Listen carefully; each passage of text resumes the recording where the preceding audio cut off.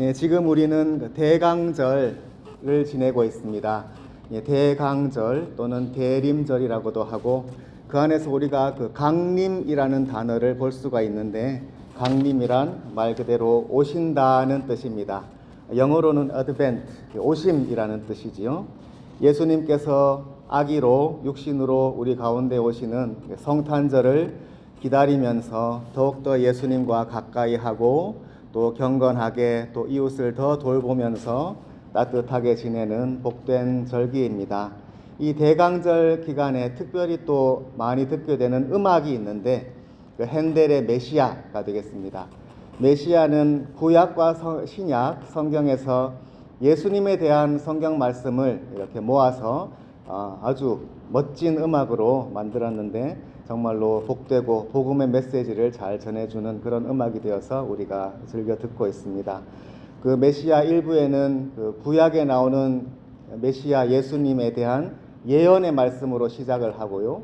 그리고 탄생, 성탄의 메시지가 이어지기 때문에 특별히 크리스마스를 가까이 하면서 자주 듣게 되는데 거기에 나오는 구약의 예언, 메시아에 대한 예언으로 나오는 말씀이 이사야 9장이 대표적이 되겠습니다. 그래서 그 대목도 가장 유명한 음악으로 우리가 사랑합니다. 이사야 9장 오늘의 말씀을 통해서 예수님을 기다리는 복된 대강절을 지내면 좋겠습니다. 오늘 1절에서 이렇게 시작하였습니다. 전에 고통받던 자들에게는 흑암이 없으리로다. 고통받던 자들을 특별히 찾으시는 주님. 예수님께서 인간으로 아기로 우리 곁에 오실 때에 물론 모든 사람들을 사랑하시지만 특별히 그분이 가까이 다가가시는 분은 고통받는 사람들입니다. 이 세상에 권세 있고 또 부유하고 높은 사람들은 많이 있지만 그 사람들보다 특별히 하나님은 이 땅에서 고통받는 사람들을 찾으시고 그들을 더욱더 가까이 하십니다. 하나님의 피조물, 하나님의 형상으로 지으신 사람들이 이 땅에서 고통받고 있는 것은 하나님의 마음에 고통이 됩니다. 그러므로 예수님이 이 세상에 오실 때에 그들을 더욱더 찾으시고 이 세상에서 버림받고 미움받고 또 멸시받는 고난당하는 사람들을 예수님께서 더욱더 찾으셨던 것을 우리가 잘 알고 있습니다. 1절에 지명들이 나오는데 스불론 땅, 납달리 땅, 그리고 이방의 갈릴리라고 나오지요. 갈릴리는 예수님께서 자라나신 나사렛이 있는 지역, 예수님의 홈타운이 되겠습니다. 그래서 주님께서 먼저 이 갈릴리를 두루 다니시면서 천국 복음을 전파를 하셨지요. 이 갈릴리는 유대 땅 중심부인 예루살렘의 입장에서 보면은 저 북쪽 변두리가 되겠습니다. 아주 저 멀리 있는 동네, 그러니까 사람들이 좀 무시하는 그런 변두리가 되겠습니다. 그래서 그 지역에서 왔다 그러면 사람들이 별로 안 인정해 줍니다. 예수님께서 나사렛에서 나셨다고 하니까 어떤 말을 하냐면 나사렛에서 무슨 선한 것이 나오겠느냐 이런 말씀을 들은 적도 있고요. 또 베드로가 예루살렘에 와서 뭐라 말했더니 그 말투를 딱 보고 너는 갈릴리 억양을 쓰네, 너 갈릴리 사람이니까 예수랑 한패지 이런 말 들은 적도 있습니다. 그러니까 그 말만 딱 들으면 그 사투리를 보고 너는 갈릴리 사람이야 하면서 사람들이 금방 이렇게 멸시하는 그런 지역이지요.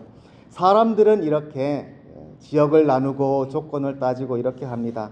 만약에 하나님도 이런 인간의 조건을 따지셨다면 예수님은 저기 로마쯤에서 좋은 집에서 태어나셨을 겁니다. 그러나 하나님은 이 세상에서 특별히 고통받는 지역, 2절에는 흑암에 행하고 사망의 그늘진 땅 이렇게 표현이 되어 있습니다. 그러니까 죽음의 땅, 사망의 그늘이 있는 땅이라고 표현을 하시거든요. 그 지역에 빛을 비추어 주시고 예수님께서 친히 거기서 사시고 자라나시고 사람들을 위로해 주셨던 것입니다. 이렇게 우리 곁에서 특별히 어두움과 고통을 받는 지역과 그 사람들을 찾아오신 예수님을 이 대강절에 더 가까이 하면 좋겠습니다. 3절에는 그 즐거움, 기쁨의 소식이 나옵니다. 예수님께서 우리 곁에 오시는 이 소식은 세상의 무엇과도 비교할 수 없는 기쁜 소식이지요. 거기에서 추수하는 즐거움이 나오는데 이 크리스마스, 메시아가 우리 곁에 오시는 이 즐거움을 추수하는 즐거움에 비유했습니다. 추수를 열심히 해서 수확하는 그 즐거움은 온 나라 전체의 기쁨이고 우리 모두에게 큰 넉넉함과 그런 평안함을 주지요. 예수님께서 이 땅에 오실 때에 사람들과 먹는 것을 중요하게 생각하셨습니다. 그래서 가는 곳마다 사실 예수님이 가시는 그 마을마다 어떤 잔치가 벌어지는 거예요. 사람들을 다 초대하십니다. 특별히 웬만하면 그런데 못 오는 사람들 있지 않습니까? 죄인들, 사람들이 다 너는 죄인이라 하면서 미워하는 사람들, 병자들, 이렇게 멀리 쫓겨나는 그런 사람들이 다 초대됩니다. 누구나 하나님은 사랑하신다, 하나님의 나라가 이런 사람들의 것이다 하고 예수님의 선포를 듣고 다들 정말 즐거워하는 거예요. 그러면서 기쁨의 잔치를 주님께서 가는 곳마다 베풀어 주십니다. 그런데 이걸 또 싫어하는 사람들이 있었어요. 바리새인들은 그런 예수님을 보고 뭐라고 욕했습니까? 저는 먹고 마시는 걸 좋아하는 사람이다 그랬습니다. 먹고 마시는 걸 좋아하면 뭐 안 경건하다는 거죠. 그럼 자기들은 어떠냐? 우리는 금식하는데 이렇게 말합니다. 사실 그래서 바리새인들은 좀 세례 요한을 조금 더 쳐줍니다. 세례 요한은 금식을 하거든요. 그런데 이렇게 세례 요한과 예수님의 메시지가 물론 다 하나님의 나라를 전파하는 공통점이 있지만 강조점이 좀 다른 것을 알 수 있습니다. 세례 요한은 심판을 강조합니다. 그래서 회개하라가 그 메시지잖아요. 사람들에게 하나님의 심판이 임박했고 도끼가 나무 뿌리에 놓여 있고 불로 심판하실 것이고 이런 메시지를 강조하니까 사람들이 어떻게 해요? 회개해야 되고 세례를 받아야 되는 거죠. 그러니까 요한 자신도 금식을 많이 하고 그랬습니다. 그런데 예수님의 메시지는 하나님의 나라를 전파하시지만 하나님께서 위로하시고 구원하신다는 것을 강조를 하셔요. 어떤 죄인이라도 사실 저 사람이 죄인이라고 하는 것이 그것이 인간의 판단이고 인간의 율법이고 그런 것인데 아니다. 하나님은 그 죄인들을 더 사랑하신다. 어떤 여인이 예수님의 발에 눈물을 흘리면서 기름으로 예수님의 발을 닦아드렸을 때 그는 사랑하는 일이 더 많기 때문에 하나님께서 그를 더 사랑하시고 용서하신다. 예수님 그렇게 말씀하셨습니다. 하나님께서 누구나 하나님의 사랑을 사모하는 어떤 사람도 주님은 배척하지 않으십니다. 다 환영하시고 받아주시고 잔치를 베풀어 주십니다. 이렇게 예수님께서 하시니까 먹고 마시는 것을 좋아하시는 그런 모습을 우리가 보는 거죠. 이 즐거움, 추수하는 즐거움, 이 말씀은 이런 예수님이 오실 때에 임하는 천국 잔치를 우리에게 말씀해 주는 그런 표현이 되겠습니다.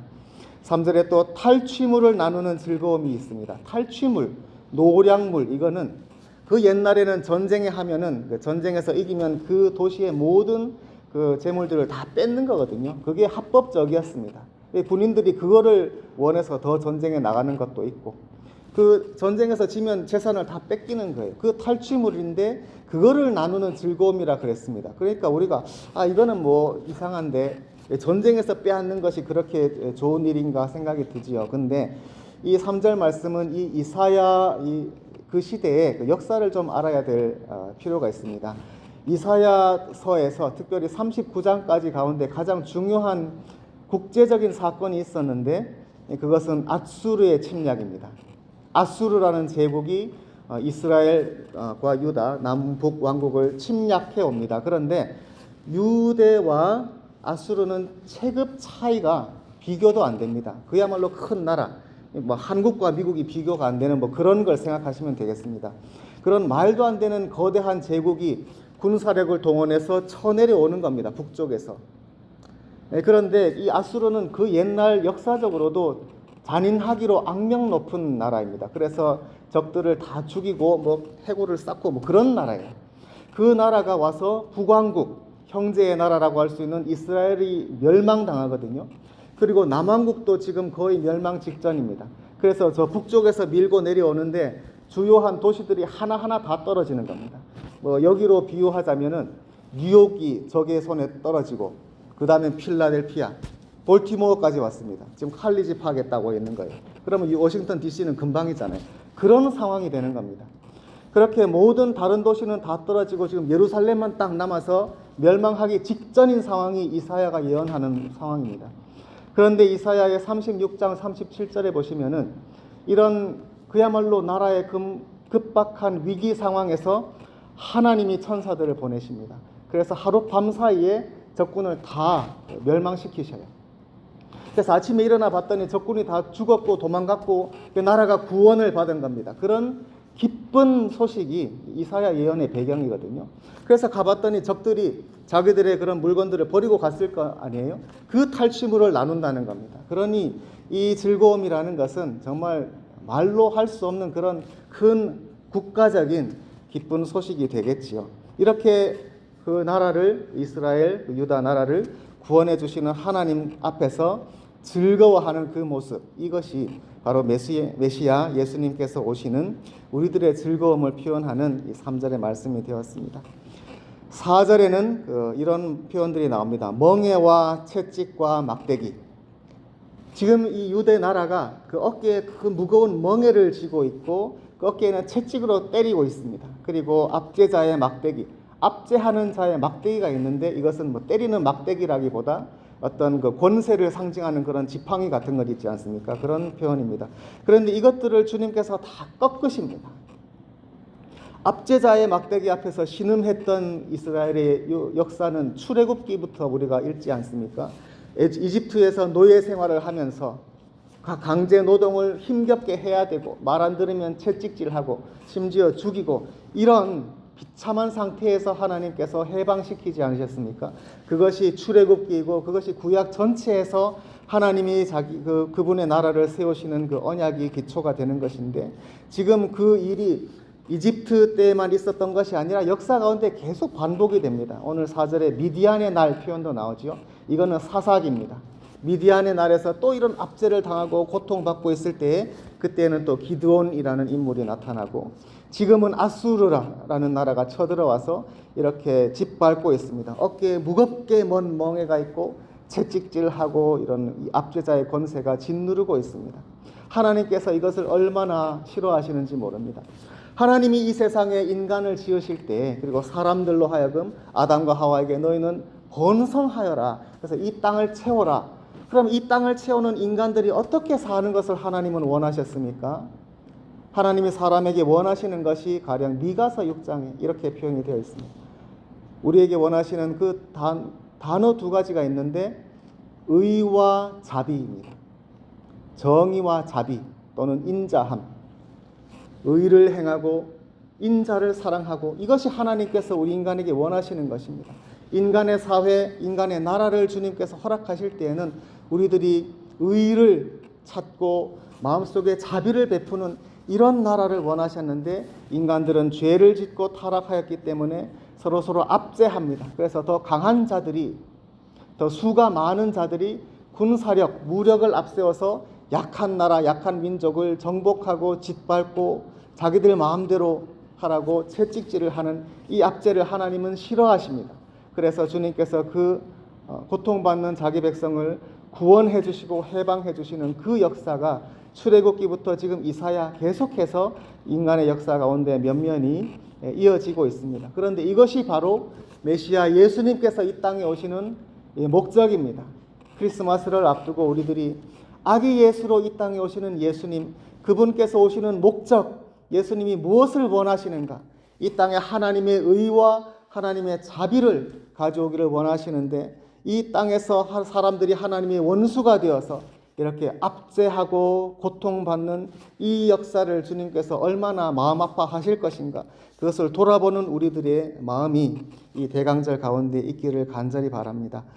5절에서는 군인들의 신과 피웃은 갑옷이 불의 섭같이 살라지리니, 전쟁이 끝이 납니다. 예수님께서 오시면은. 그래서 군인들의 군화, 그리고 피 묻은 갑옷, 군복들, 이런 전쟁에 쓰이는 신발과 옷, 그리고 무기들이 다 불 가운데 살라질 것입니다. 하나님께서 이 땅에 오실 때에 전쟁을 끝내십니다.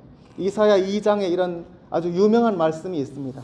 그전에는 사람들이 전쟁 무기로 사람을 죽이기 위해서 금속을, 공학을 발전시켜서 기술을 가지고 사람 죽이는 데 쓰기 위해 만들었던 칼과 창들, 이런 전쟁 무기들이 이제는 다 사람들이 쳐서 농기구로 만드는 그런 말씀이 있습니다. 그래서 칼을 쳐서 쟁기를, 그리고 창을 쳐서 낫을, 이런 말씀이 있고, 여러분, 이런 평화를 가져오시는 하나님의 메시지가 지금 유엔 본부 같은 데서는 예를 들어서 그런 칼을 쳐서 쟁기를 만드는 그런 상도 거기에 만들어 놨습니다. 그러나 지금도 이 세상에는 전쟁이 가득하고 그동안 인간의 역사는 끊임없이, 그리고 지금 이 순간에도 이 지구상에는 전쟁이 끝이 나지 않습니다. 그래 하나님께서 이 세상을 보시면서 얼마나 슬퍼하시고 또 진노하실지 우리들이 사실 가늠할 수가 없습니다. 이 세상을 향해서 예수님께서 오시는 것입니다. 메시아 예수님께서 왜 이 세상에 오셔야 하는가? 아기 예수로 이 땅에 오시는 그 복된 성탄절이 과연 우리에게 왜 주어졌는가? 바로 이런 세상이기 때문입니다. 지금도 서로 죽이고 죽는, 피 흘리는, 전쟁이 끝나지 않는, 그래서 지금도 불살라져야 할 군화와 군복이, 전쟁 무기들이 이 세상을 가득 채우고 있기 때문에 그래서 예수님은 오시는 것입니다. 6절에 이렇게 말씀합니다. 이는 한 아기가 우리에게 낳고, 여기서 아기라는 단어는 사실은 그 아이라는 표현이 좀 더 맞는데 아이를 주셨습니다. 하나님의 아이. 저는 이 표현이 얼마나 정겨운지 모릅니다. 여러분 사도행전에 보시면 특별히 초기, 그야말로 초기 교회에 베드로가 처음에 막 오순절 설교하고 그럴 때 예수님을 하나님의 종이라고 부르는 표현들이 있습니다. 하나님의 거룩하신 종을 영화롭게 하셨습니다. 거룩하신 종 예수를 통해서 권능을 행하시고 하는 예수를 종이라고 부르는 표현이 있기 때문에 예수님이 종인가 그런 조금 의아한 표현이 되는데 이게 사실은 아이라는 단어거든요. 아이, 하나님의 아이라는 표현입니다. Child of God. 전 이 표현이 너무 좋아요.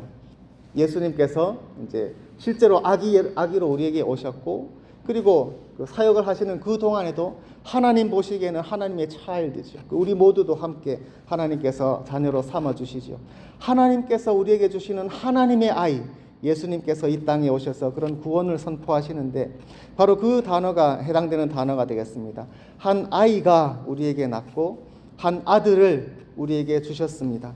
그런데 그 아이는 어떤 아이인가 하면은 그 어깨에는 정사를, 권세를 그 어깨에 메었습니다. 왕의 권세. 그 뒤에 보면 다윗의 보좌, 다윗의 나라라는 표현이 나올 텐데 왕의 권세를 그 어깨에 지신 그 아이, 그 아들을 하나님께서 우리에게 주셨습니다. 그러므로 그는 합당하게 하나님이 주신 권세로 이 세상을 다스리실 것입니다. 그분의 이름은 기묘자라 모사라, 기묘자라, 원더풀입니다. 놀라운 분. 그분의 이름이 놀랍다는 거예요. 놀랍다는 것이 그분의 이름이 될 만큼 정말 얼마나 놀라운지 모릅니다. 이렇게 하나님의 크신 영원한 권세를 가지고 이 세상의 모든 전쟁을 끝내고 세상 모든 나라 민족들을 다스리실 그 만왕의 왕 만주의 주이신 그분이 뭐 권세 있는 그런 형상이 아니라 갓난아기로 오셨으니까 이게 사실 크리스마스의 가장 큰 기적이거든요. 그래서 갓난아기의 모습으로 그 강보에 싸서 구유에 누인, 정말 이건 기가 막힌 광경이 아니겠습니까? 아무도 그분이 이 세상에 오신 것을 모르고 관심도 없어서 잠자고 있는 캄캄한 밤에 그 옆에 천사들과 그 부모와 그 동물들이 곁에서 지키고 있잖아요. 얼마나 연약한 아기로 오셨는지. 정말로 아무 그의 그 프로텍션이 없거든요. 그러니까 누가 만약에 나쁜 마음으로 헤롯 왕이 군사를 보내셔 해치겠다고 하면은 고스란히 그 위험 가운데 노출되어 있는 연약한 아기로 우리 곁에 오신 거잖아요. 그러니까 이 성탄절이 얼마나 놀라운지, 기묘자라 원더풀이라고 하는 그 이름이 얼마나 맞는지 모르겠습니다. 그리고 그의 이름은 모사라, 카운슬러라고 되어 있는데 이 모사라는 말은 책략가라고도 하기도 합니다. 책략가, 계략가. 이 표현은 조금 특별한 표현인데 옛날에 왜 사극 같은 데 보면은 왕이 회의를 하면은 옆에서 조언하는 그런 책략가가 있지 않습니까? 뭐 그 포지션입니다. 그런데 그거는 인간의 왕의 법정에서 하는 얘기고, 이사야서에 보면은 하나님께서 하늘의 천사들을 또 영들을 모으셔서 천상의 어전 회의를 하시는 장면이 나옵니다. 하나님께서 회의를 여셔요. 이사야 6장에 보면은 이사야가 그 성전에서 하나님의 그 환상을 보지 않습니까? 그런데 하나님께서 그 주위에 있는 천사들에게 물으십니다. 내가 누구를 보내며 누가 우리를 위해서 갈고 하니까 이사야가 저를 보내소서, 그런 장면이 있지 않습니까? 하나님 혼자서 다 결정하고 뭐 그런 모습이 아니라 주위에 천사들이 있고 또 영화롭도다 하면서 거룩하다 거룩하다 거룩하다 찬양하는 저 천사들 그룹들이 있고, 하나님께서 그런 어전 회의를 통해서 결정을 하시는데, 거기에서 하나님께 말씀하는 그 책략을 하는 그 포지션이 여기서 모사라는 단어입니다. 그런데 사실 하나님이 뭐가 지혜가 부족해서 조언을 들어야 되고 그런 분이 아니잖아요. 그러니까 그 하나님의 뜻이 온전히 이루어지고 하나님을 보좌하고 서 있는 하늘 권세를, 그리고 하나님의 영광을 보여주는 그런 어전회의 장면이거든요. 그러니까 거기서 하나님께 드려지는 이 책략, 카운슬러라고 하는 것은 사실 그것이 정확하게 하나님의 뜻이에요. 하나님의 뜻이고, 그것이 주님 혼자서가 아니라 하늘 보좌에, 하늘의 나라에 있는 천사들과 함께 주님께서 그 모든 권세와 영광 가운데서 결정하시는 주님의 뜻이 되는 것입니다. 그래서 이 단어가 이사야서에서 계속 나옵니다. 여러분, 이사야서에서 이것은 하나님의 뜻, 하나님의 계획이라는 단어를 보실 수 있습니다. 하나님의 계획대로 이루어집니다. 그래서 아수르가 비록 쳐들어오지만 하나님의 계획대로 아수르는 멸망할 것입니다. 하나님의 계획대로 악한 왕은 물러나고 의로운 왕 히스기야가 올 것입니다. 여러분, 연말이니까 또 계획을 세우시잖아요. 근데 계획을 하면은 우리는 계획을 이루는 것도 있고 못 이루는 것도 있고 하지만, 하나님의 계획은 반드시 이루어집니다. 하나님의 뜻, 하나님께서 세우신 이 세상을 향하신 그 모든 지혜와 다스리심은 그분의 뜻이 하늘에서와 같이 이 땅에서도 온전히 이루어지는 것처럼, 하나님의 온전히 뜻을 이루시는 그 하나님의 나라가 우리에게 임하는데, 바로 그 단어, 그러니까 이 아기는, 우리에게 주시는 이 아이, 이 아들을 우리에게 주셨다고 하는 그분은 하나님의 그 뜻 자체가 되겠습니다. 예수님께서 이 땅에 오셔서 이루시는 모든 것이 하나님 아버지의 뜻입니다. 그분의 마음, 그분의 생각, 그분의 뜻은 하나님 아버지의 것과 완전하게 일치합니다. 당연한 일이지요. 그러므로 그분이 온전한 메시아이시고 하나님 아버지의 권세를 가지고 이 땅에 다스리시는 것입니다. 바로 그것을 말씀하는 단어가 이 모사라는 단어가 되겠습니다. 전능하신 하나님, 여기서 전능하다는 단어는 사실 좀 용맹한 그런 뜻입니다. 용감한, 강한 용사할 때 그 뜻입니다. 그래서 전능하신 하나님이라는 이 단어도 이 세상 나라들은 하나님께 반대하고 하나님의 원수가 되어서 창과 칼을 들고 서로 싸우고 심지어 하나님께 대적하지만, 그들을 맞서서 그들에게 온전히 승리하시는 하나님의 모습을 보여주는 표현이 되겠습니다. 강한 용사이신 메시아. 그러니 예수님께서 아기로 오셨다는 모습이 더욱더 우리에게 큰 놀라움을 줍니다. 주님께서 이 세상을 다스리시고 승리하시는 그리스도가 되실 때, 그분은 칼과 창으로 싸우시는 것이 아니라 오직 하나님의 권세, 하나님의 의, 그리고 주님의 사랑과 그분 자신의 희생으로서 하나님의 뜻을 이 땅에 이루시는 그런 의미로 진정한 강한 용사가 되십니다. 영존하시는 아버지라, 영원히 우리가 의지하실 아버지와 같은 그런 자녀들을 품으시는 그런 분이 되시고 평강의 왕이 되십니다. 평화의 왕. 예수님께서 이 땅에 평화를 가져오실 때, 그것은 이 세상의 모든 나라들이 칼과 창으로 서로 전쟁하는 그 모든 나라들을 조용하게 하시기 때문입니다. 그 앞에서 모든 군왕들은 잠잠하라는 시편 2편의 말씀이 있고요. 그리고 정말로 아까 이사야 2장에서 칼과 창을 쳐서 농기구, 쟁기와 낫을 만들 때 그렇게 할 수 있는 이유는 하나님께서 심판하시기 때문이거든요. 주님께서 오셔서 뭇 나라들을 판결하신다는 말씀이 그 바로 앞에 있습니다. 지금 이 세상 나라들은 전쟁을 할 때 서로 내가 옳다고 싸웁니다. 내가 옳고 서로 그렇게 우기기 때문에 전쟁을 하고 있습니다. 그런데 그 가운데 실제로 잘못한 나라가 있어도 그 나라를 우리들은 막을 방법이 없습니다. 그러니까 전쟁이 더 커지는 것이죠. 그 악한 나라를 막기 위해서 전쟁을 해서 더 희생이 벌어지고 하는데, 이 모든 이 세상 나라들을 옳은 나라, 더 의로운 나라, 그런 민족으로 하나님께서 판정하시고 그 심판을 내리시는 그 날이 다가오게 되겠습니다. 그것이 예수님께서 이 땅에 오시는 목적입니다. 주님께서 이 땅에 오셔서 만왕의 왕, 만주의 주로 군림하십니다. 그렇게 하기 위해서 아기 예수로 오신 것입니다.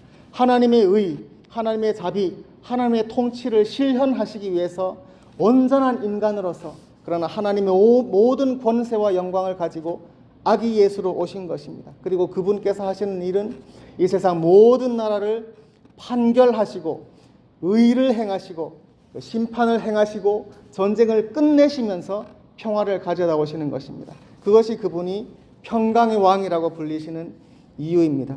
7절에 그 정사와 그 권세와 평강의 더함이 무궁하며 그것이 점점 더해집니다. 그분의 권세와 그분의 평화는 점점 더해지고 커지는데 그것이 끝이 없습니다. 문자 그대로 무궁하며 끝없이 커지는 그분의 권세와 평강이 이어지는데 또한 그분은 다윗의 왕조와 그의 나라에 군림하셔서 영원히 다스리십니다. 그러니까 이것이 보통 인간일 수는 없는 것이지요. 이사야가 지금 예수님보다 700년 전에 예언을 하고 있는데 보통 인간일 수는 없고 그야말로 우리 곁에 오시는 하나님의 아들 메시아 예수님만 이 말씀을 온전히 실현하실 수가 있습니다. 여기서 정의와 공의로 보존하신다는 표현이 있는데 매우 중요한 단어들이 되겠습니다. 구약 성경에서 우리가 꼭 기억해야 되는 두 단어가 이어져 있습니다. 정의와 공의, justice and righteousness입니다. 예전 번역에서는 이것을 공평과 정의라고 번역했습니다. 공평.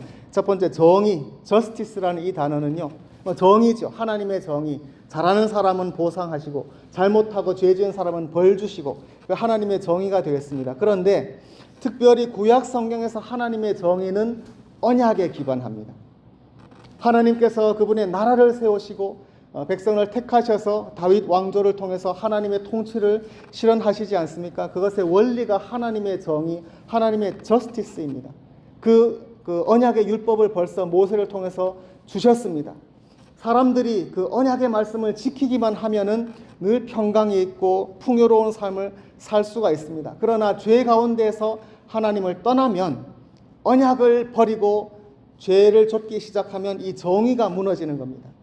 정의가 무너질 때 가장 고통받는 사람들은 가난한 사람들입니다. 그래서 불의한 저울을 쓰고 예언서에 그런 표현들이 있습니다. 사람들이 정의를 버리고 속이고 불의를 행하면은 고통받는 가난한 사람들이 있습니다. 언약에서 멀어지는 백성들이 있습니다. 그 사람들을 보고 마음 아파하시면서 그들을 회복시키는 것이 하나님의 정의라는 개념에 포함이 됩니다.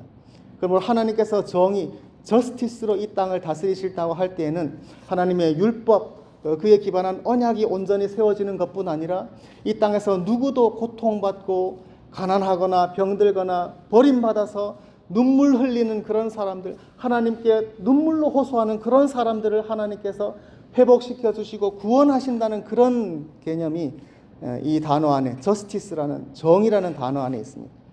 그 다음에 하나님의 공의, righteousness는 우리가 믿음으로 의롭다함을 받는다는 그 단어입니다. 의로움. 하나님의 정의와 공의는 비슷한 개념이지만 하나님의 공의라고 할 때는 이것은 조금 더 인격적입니다. 우리 한 사람 한 사람의 인격적인 그리고 하나님과의 관계를 강조하는 단어가 되겠습니다. 우리들이 하나님의 언약 가운데 있으면은 하나님 안에서 하나님과의 관계가 온전합니다. 그러면 우리들의 마음속에 평강이 있으며 하나님 주시는 복이 우리 삶 가운데 우리 삶을 풍요롭게 하는 그야말로 하나님의 자녀된 삶을 살 수 있습니다. 그러나 이 관계가 손상되거나 끊어지면 하나님의 공의가 무너지는 것입니다. 하나님은 약속하셨습니다. 나는 너희의 하나님이 되고 너희는 나의 백성이 되리라. 이것이 언약의 관계인데 이 관계가 어떻게 손상될 수 있겠습니까? 하나님은 결코 그 약속을 어기지 않으십니다. 나는 너희의 하나님이 되리라. 이 말씀은 영원합니다. 문제는 사람이죠. 너희는 내 백성이 되리라. 그런데 사람이 하나님과의 관계를 끊어버리고 죄 가운데 행하면은 이 언약 관계가 흔들리는 것입니다. 이렇게 되지 않도록 하나님께서는 그분의 공의를 세우십니다. 그래서 하나님의 정의와 공의 또는 공평과 정의를 세우시는 것이 하나님 나라의 통치 원리입니다. 이것은 시편에도 어떤 표현이 있냐면 하나님의 정의와 공의가 그분의 보좌의 기초라고 되어 있습니다. 하나님께서 다스리시는 그 보좌, 주님의 영원하시고 완전하신 통치, 근데 그 보좌를 바치는 두 기둥이 하나님의 통치 원리가 이거라는 겁니다.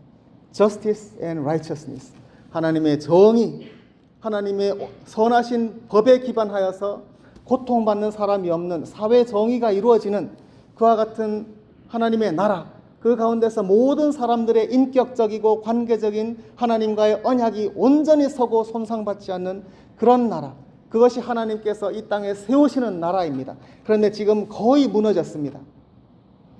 사람들이 하나님을 버려서 무너졌고 적의 아수르라는 적의 침략을 받아서 지금 거의 무너져 있는 그런 황폐화된 상태입니다. 여러분 이사야 1장을 보면은 완전히 온몸에 상처투성인 피투성인 그런 불쌍한 모습으로 되어 있는 그런 이스라엘 나라의 영적인 상태를 읽을 수 있지 않습니까? 이것을 회복하기 위해서 오시는 것입니다. 예수님께서는 이 정의와 공의로 그 다윗의 보좌를 온전히 보존하시기 위해서 이 땅에 오십니다. 이것은 영원한 나라입니다.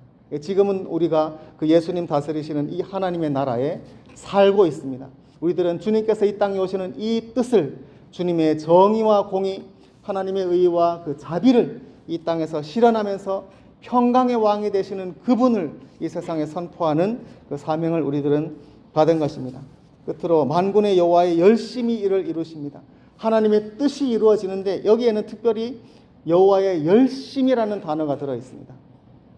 여호와의 zeal, 질투라는 단어거든요. 여러분, 하나님의 뜻은 당연히 이루어지는데 주님께서 심지어 이걸 질투할 만큼 열심을 내니까 이거는 누가 말리겠습니까? 아가서에 이런 표현이 있습니다. 질투는 어찌나 맹렬한지 그 불타오르는 것이 여호와의 불길과 같다, 그런 표현이 있지 않습니까?